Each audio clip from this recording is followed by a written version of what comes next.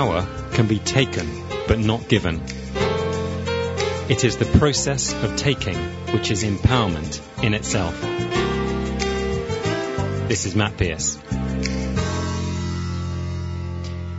Okay, welcome back, everyone.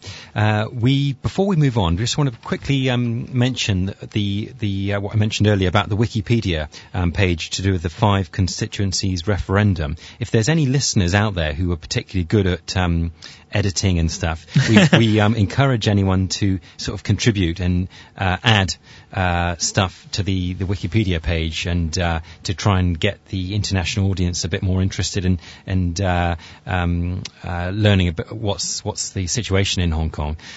So apparently they've got a page in Chinese as well as in English, I've been told. So hopefully some of our audience members might think about editing and contributing to that.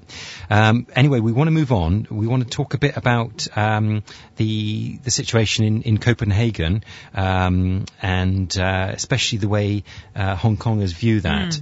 We're going to mention a bit about the East Asian Games and what I think is there was some missed opportunity there that the Democratic Party are going to. They could have staged some kind of demonstration, I think, there, which none of them did. But before we talk about that, talking about Copenhagen and so on, obviously that's the big international story of the last week, and it will be of the next week.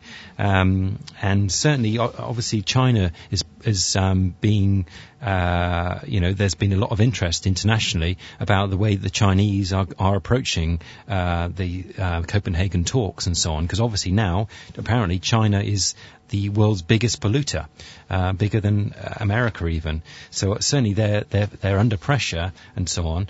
I mean, what are you guys, your initial sort of thoughts on when you think and read about what's going on there in Copenhagen? Well, when we are talking about environmental issues, I think most of the people would say, yes, we should support it and we should definitely protect our environment. But when it comes to like politics, it's very easily to be twisted around by those medias, and as Ken showed me, it's this conference in Copenhagen actually being portrayed in Chinese newspapers. It's totally different. It's a political issue, and saying that this conference is a trap for China. And I'm quite disappointed with how they are portraying or describing this kind of important issues. It's a global issues, and I don't think it's well. Of course, everyone's living on this planet Earth. Should have some kind of responsibility, like to this kind of environmental issues. But this kind of newspapers are trying to make this kind of important issues personal, or even as a country. Like, I don't think it's a right way to do so. And I'm just wondering how are you guys thinking about this? Yeah, I mean that's the sort of the more pro-Beijing newspapers, isn't it? Who were calling it, using that kind of language, weren't they? Yeah, it's a newspaper in China. Oh, is it? Yeah. Was it? It was how did you get hold of that one, Ken? Was it published in Hong Kong as well? It's not published in Hong Kong. I buy it from Shenzhen, and it's called I don't know the English name, but in Mandarin it's called Nanfang. Nanfang Weekly. Okay. Yeah. Oh, the Southern Metropolitan's Weekly. Yeah, so that's the biggest widely read newspaper in Shenzhen, isn't it? Yeah. Yes, and in the whole China, you could say that. But they usually the critics and speech, everything, the stance is quite open. But I think, maybe this time because especially when the Western country, they all blame China, then they would say that because the Americans start the factories in China and the pollution and every rubbish, every stuff like the computer rubbish, they send to China, and then they put the rubbish on our land and poison our people. And after that, and then you say that we are the biggest polluter in the world. So that's the point they are saying, and I believe that most of the people in China, they were like kind of brainwashing with this kind of You're right. I mean, in some ways, it is fair enough to say, China is still a developing country, actually. Yeah. There's a hell of a lot of people in poverty, and for a Chinese person who's dirt poor, they would be saying, to these rich developed countries, what right have you got to tell us to do all these measures for climate change when, you yourselves, when you were industrializing 50 years ago, were far, far worse. You were churning out factories with all sorts of, pollution problems and so on. And, so, what right have you got to tell us this and so on? But obviously on the other hand, it's quite sort of narrow-minded to think that direction, and it's catastrophic for the climate and so on.